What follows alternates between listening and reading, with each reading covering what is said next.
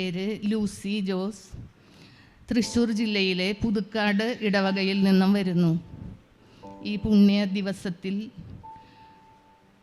പരിശുദ്ധ മാതാവ് പ്രത്യക്ഷപ്പെട്ട ഈ അൾത്താരയിൽ നിന്നുകൊണ്ട് ഈ സാക്ഷ്യം പറയാൻ എന്നെ അനുവദിച്ച എൻ്റെ പൊന്ന് ഈശോയ്ക്കും കൃപാസന മാതാവിനും നന്ദിയുടെ ആയിരം നിറമലരുകൾ ഞാൻ നേർന്നുകൊള്ളട്ടെ.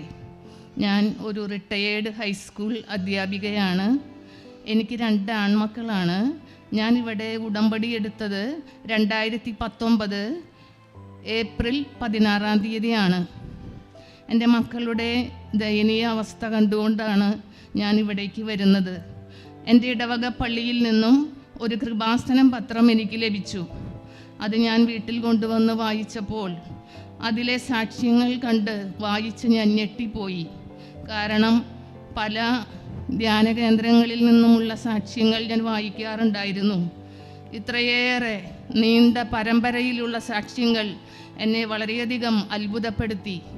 എങ്ങനെയെങ്കിലും ഈ മണ്ണിലോട്ട് വരണമെന്നും ഈ മാതാവിനെ കണ്ട് പ്രാർത്ഥിക്കണമെന്നും എൻ്റെ ഉള്ളിൽ അതിയായ ആഗ്രഹമുണ്ടായി.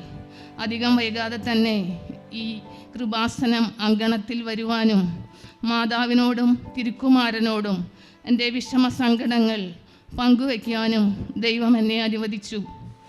അതിൻ്റെ ഫലമായി എൻ്റെ മൂത്ത മകൻ ഞാൻ ജോലിക്ക് പോകുമ്പോഴെല്ലാം ദൂരദേശത്തായിരുന്നു. എനിക്ക് ജോലി വീട്ടിലേക്കൊന്നും വരാൻ പറ്റില്ല. എനിക്ക് ജന്മം നൽകിയ അമ്മയാണ് അവനെ 6 വയസ്സ് വരെ വളർത്തിയത്. പക്ഷേ ഇവൻ വളർന്നു വലുതായപ്പോൾ അമ്മാമ്മയും അവനും തമ്മിൽ എന്തോ ഒരു പിണക്കമുണ്ടാകുകയും 10 കൊല്ലത്തോളം എൻ്റെ പ്രിയ മകൻ എനിക്ക് ജന്മം നൽകിയ അമ്മയുമായി അവനെ വളർത്തി വലുതാക്കിയ അമ്മായിയുമായി ഒരു പിണക്കത്തിലായിരുന്നു. അത് എൻ്റെ മനസ്സിനെ വല്ലാതെ വിഷമിച്ചു കൊണ്ടിരുന്നു. എൻ്റെ അമ്മയും എനിക്ക് വലുതാണ്. ഞാൻ പോറ്റി വളർത്തി പെറ്റു വളർത്തി വലുതാക്കിയ എൻ്റെ മൂത്ത മകനും എനിക്ക് വലുതാണ്. ഞാൻ സഹിച്ച സഹനങ്ങൾ അത് പറഞ്ഞു അറിയിക്കാൻ പറ്റാത്തതായിരുന്നു. എൻ്റെ മാതാവിൻ്റെ മുൻപിൽ നിറകണ്ണുകളോടെ ഞാൻ കണ്ണുനീരൊഴുക്കി പ്രാർത്ഥിച്ചു. ദൈവമേ, ചിലപ്പോൾ നിങ്ങൾക്ക് കേൾക്കുമ്പോൾ തോന്നും ഇത് വലിയൊരു കാര്യമാണോ? എന്നെ സംബന്ധിച്ചിടത്തോളം ജീവിതത്തിലെ വലിയ വിഷമഘട്ടമായിരുന്നു ഇത്. എൻ്റെ മാതാവിൻ്റെ മുൻപിൽ കണ്ണുനീരോടെ ഞാൻ കണ്ണുനീർ തൂക്കി പ്രാർത്ഥിച്ചപ്പോൾ 10 കൊല്ലം വഴക്കായിരുന്ന എൻ്റെ മകൻ ഒരു ദിവസം എൻ്റെ വീട്ടിലെ പെരുന്നാളായിരുന്നു. അന്ന് എൻ്റെ മകൻ എൻ്റെ കൂടെ വരികയും അവനെ വളർത്തി വലുതാക്കിയ അമ്മാമ്മയോട് സ്നേഹപൂർവ്വം ക്ഷമാപണം പറഞ്ഞുകൊണ്ട് രമ്യതപ്പെടുകയും ചെയ്തു. ഇത് എത്ര പറഞ്ഞാലും നന്ദി പറഞ്ഞറിയിക്കാൻ പറ്റാത്ത ഒരു ഘട്ടമായിരുന്നു. എൻ്റെ മകൻ അമ്മാമ്മയുമായി രമ്യതയിലായപ്പോൾ ജോലിയില്ലാതെ വിഷമിച്ചിരുന്ന മകന് എൻ്റെ പ്രിയ മാതാവ് കൃപാസന മാതാവ് അനുഗ്രഹങ്ങൾ വാരിക്കോരി കൊടുത്തു. അവന് തോന്നുകയാണ് അവന് വേറൊരു കോഴ്സിന് പഠിക്കണമെന്ന് എന്നോട് പറയുകയും കോളേജിൽ സീറ്റ് കിട്ടാൻ വളരെ ബുദ്ധിമുട്ടായിരുന്നു.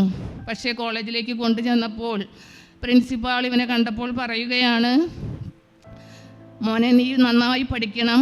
പഠിച്ചു കഴിഞ്ഞാൽ നിനക്ക് ഞാൻ ഇതേ സ്ഥാപനത്തിൽ ജോലി തരാമെന്ന് അന്ന് വാഗ്ദാനം ചെയ്തു. അഡ്മിഷൻ എടുക്കാൻ ചെന്ന സമയത്തുണ്ടായ ഒരു അത്ഭുതമാണ്. അവൻ 2 കൊല്ലം ആ കോളേജിൽ ഒരു PG കോഴ്സിനാണ് പഠിച്ചത്. അവൻ്റെ പഠിപ്പ് കഴിഞ്ഞു. ഇപ്പോൾ അതേ കോളേജിൽ തന്നെ ഒരു അസിസ്റ്റൻറ്റ് പ്രൊഫസറായി ദൈവം അവനെ ഉയർത്തി.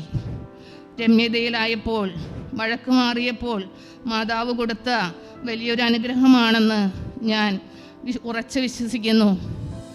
2ാമത്തെ സാക്ഷ്യം, എൻ്റെ 2ാമത്തെ മകൻ ഇതുപോലെ പഠിപ്പ് കഴിഞ്ഞ് അവനും ഇരിക്കുകയായിരുന്നു.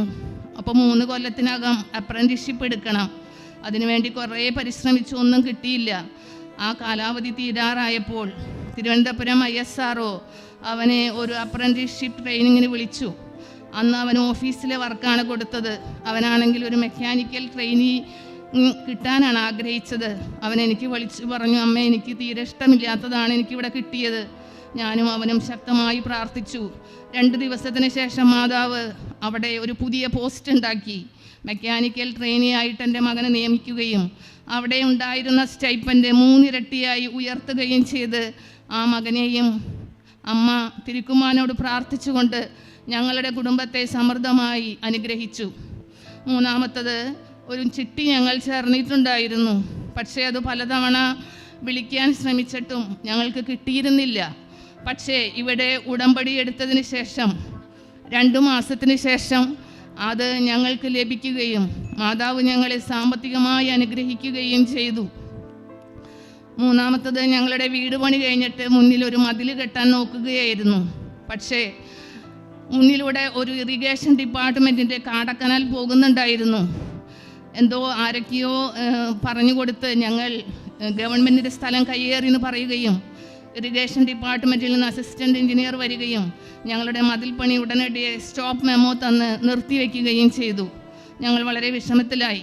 മാതാവിനോട് കരഞ്ഞു പ്രാർത്ഥിച്ചു. അതിൻ്റെ ഫലമായി ഇപ്പോൾ കഴിഞ്ഞ മാസം അതേ ഡിപ്പാർട്ട്മെൻറ്റ് തന്നെ വന്ന് വീണ്ടും അളക്കുകയും സത്യാവസ്ഥ മാതാവ് അവരെ ബോധിപ്പിച്ചു. 1 മീറ്റർ സ്ഥലം, ഞങ്ങളുടെ സ്ഥലം റോട്ടിലേക്ക് കയറി കിടക്കുകയാണ്. ഗവൺമെൻറ്റിന് ഞങ്ങൾ ആ സ്ഥലവും വിട്ടുകൊടുത്തു. ഇപ്പോൾ ഞങ്ങൾക്ക് ആ സ്റ്റോപ്പ് മെമ്മോ പിൻവലിച്ചുകൊണ്ട് മതിൽ പണിയാനുള്ള അംഗീകാരം ഗവൺമെൻറ്റിൽ നിന്നും മാതാവ് തിരുക്കുമാരനോട് പ്രാർത്ഥിച്ചുകൊണ്ട് അതും ഞങ്ങൾക്ക് നേടിത്തന്നു. നേർച്ച വസ്തുക്കൾ ഉപയോഗിച്ചുകൊണ്ടുള്ള സാക്ഷ്യങ്ങൾ നിരവധിയാണ്. സമയക്കുറവ് മൂലം കുറച്ചു മാത്രം ഞാൻ ഇവിടെ നിങ്ങളുമായി പങ്കുവയ്ക്കാം. എൻ്റെ അമ്മ വയസ്സ് 87. അമ്മ ഒറ്റയ്ക്കാണ് വീട്ടിൽ ജീവിക്കുന്നത്. അമ്മയെ ശുശ്രൂഷിക്കാനായി ഒരു ചേച്ചി കൂടെയുണ്ട്. ഒരു ദിവസം രാത്രി അമ്മ എനിക്ക് വിളിച്ചു പറയുകയാണ്, മകളെ റോസി ചേച്ചി ഭയങ്കര അബോധാവസ്ഥയിലാണ്, എന്ത് പറ്റിയെന്നറിയില്ല. രാത്രി സമയമാണ്. ഞാനും എൻ്റെ ജീവിത പങ്കാളിയും കൂടി ഉടനടി ആ വീട്ടിലേക്ക് ചെല്ലുകയും ഞങ്ങൾ കണ്ടപ്പോൾ മരിച്ചിട്ടില്ലാത്തൊരവസ്ഥ മാത്രമാണ്. യാതൊരു അനക്കങ്ങളോ ഒന്നും ഈ റോസി ചേച്ചിക്കില്ല. ഞാൻ പോയപ്പോൾ ഉടമ്പടി നേർച്ച വസ്തുക്കൾ കൂടെ കൊണ്ടുപോയിരുന്നു. എനിക്ക് എന്തോ തോന്നി, ഈ ഉടമ്പടി തൈലം കൊണ്ട് കുരിശ് വരയ്ക്കുകയും റോസി ചേച്ചിക്ക് വേണ്ടി കൃപാസന മാതാവിനെ മാധ്യസ്ഥം വെച്ചുകൊണ്ട് തിരുക്കുമാരനോട് പ്രാർത്ഥിക്കുകയും ചെയ്തു. അരമണിക്കൂർ കഴിഞ്ഞപ്പോഴേക്കും ചേച്ചി കണ്ണുകൾ തുറന്ന് വളരെയധികം മാറ്റങ്ങൾ കാണിക്കുകയും ചെയ്തു. ഞങ്ങൾ ഹോസ്പിറ്റലിലേക്ക് പിറ്റേ ദിവസമാണ് കൊണ്ടുപോയത്. അപ്പോൾ ഈ വിവരങ്ങൾ അറിഞ്ഞപ്പോൾ ഡോക്ടർ പറഞ്ഞു, വലിയൊരു അത്ഭുതമാണ് നിങ്ങളുടെ വീട്ടിൽ നടന്നിരിക്കുന്നത്. ഈ കണ്ടീഷൻസൊക്കെ വെച്ച് നോക്കുമ്പോൾ ഒരു മരണമാണ് സംഭവിക്കേണ്ടതായിരുന്നത്. എന്തോ വലിയൊരു മിറാക്കിൾ അവിടെ നടന്നു എന്ന് പറഞ്ഞു. അതും എൻ്റെ ജീവിതത്തിലെ വലിയ ഒരു അനുഗ്രഹമായി മാറിയിരിക്കുകയാണ്. പിന്നെ എൻ്റെ 2-മത്തെ മകൻ ആഗസ്റ്റ് 15-ാം തീയതി പള്ളിയിലേക്ക് പോവുകയായിരുന്നു. പള്ളിയുടെ അകത്ത് വെള്ളമുണ്ടായിരുന്നു. അവൻ ഈ മുട്ട് കുത്തി അവിടെ വീണു. ഭയങ്കര വേദനയായിരുന്നു. ഡോക്ടറെ കാണിച്ചപ്പോൾ പറഞ്ഞു, ലിഗ്മെൻറ്റിനാണ് പ്രശ്നം, വളരെ ദുർഗണം പിടിച്ചതാണ്, മുട്ടിന് ചിലപ്പോൾ ഓപ്പറേഷനൊക്കെ വേണ്ടി വരും, വളരെ ചിലവേറിയതുമാണ്, അതും തന്നെയല്ല കുട്ടിക്ക് കുറേ റെസ്റ്റ് വേണ്ടി വരുമെന്ന് പറഞ്ഞു. ഞാൻ വളരെ വിഷമത്തിലായി. വീട്ടിൽ വന്നപ്പോൾ നമ്മുടെ ഉടമ്പടി നേർച്ച വസ്തുക്കൾ ആയ തൈലം ഞാൻ അവൻ്റെ മുട്ടിൽ എന്നും പുരട്ടി കുരിശ് വരച്ച് വിശ്വാസ പ്രമാണം ചൊല്ലി വളരെ വിശ്വാസത്തോടു കൂടി എൻ്റെ മാതാവിൻ്റെ മുൻപിൽ ഞാൻ പ്രാർത്ഥിച്ചു കൊണ്ടേയിരുന്നു. ഒരാഴ്ച കഴിഞ്ഞ് വീണ്ടും ഡോക്ടറെ കാണിക്കാൻ ചെന്നു. അപ്പോൾ അന്ന് പറഞ്ഞത് MRI സ്കാൻ എടുക്കണം, അതിനും പൈസ ചിലവുണ്ട്. പക്ഷേ ഡോക്ടർ അവനെ പരിശോധിച്ചപ്പോൾ പറയുകയാണ്, കുഴപ്പമൊന്നുമില്ല, എല്ലാം സുഖമായിരിക്കുന്നു. ഇതിനോട് ഞാൻ വളരെയധികം മാതാവിനോടും തിരുക്കുമാരനോടും വളരെയേറെ കടപ്പെട്ടിരിക്കുന്നു. പിന്നെ എൻ്റെ അമ്മ കോവിഡിൻ്റെ സമയത്ത് എൻ്റെ വീട്ടിൽ വരികയും അമ്മയ്ക്ക് ശക്തമായ പനി ഉണ്ടാവുകയും ചെയ്തു. അപ്പോഴെല്ലാം ഈ ഉടമ്പടി തൈലമാണ് ഞാൻ പുരട്ടിയത്. ഞങ്ങളുടെ വീട്ടിലും പലപ്പോഴും അസുഖമുണ്ടാകുമ്പോൾ ഡോക്ടറെ കാണാൻ പോകാറില്ല. ഈ ഉടമ്പടി വസ്തുക്കളാണ് ഞാൻ ഉപയോഗിക്കാറ്. അപ്പോൾ ഞാൻ വിചാരിച്ചു, ഏറ്റവും നല്ല ഡോക്ടർ ഈശോയും മാതാവുമാണല്ലോ. അപ്പോൾ അതിനു വേണ്ടി ഞാൻ വളരെയധികം മാതാവിനോടും ഈശോയോടും വളരെയധികം നന്ദി പറയുന്നു. എനിക്ക്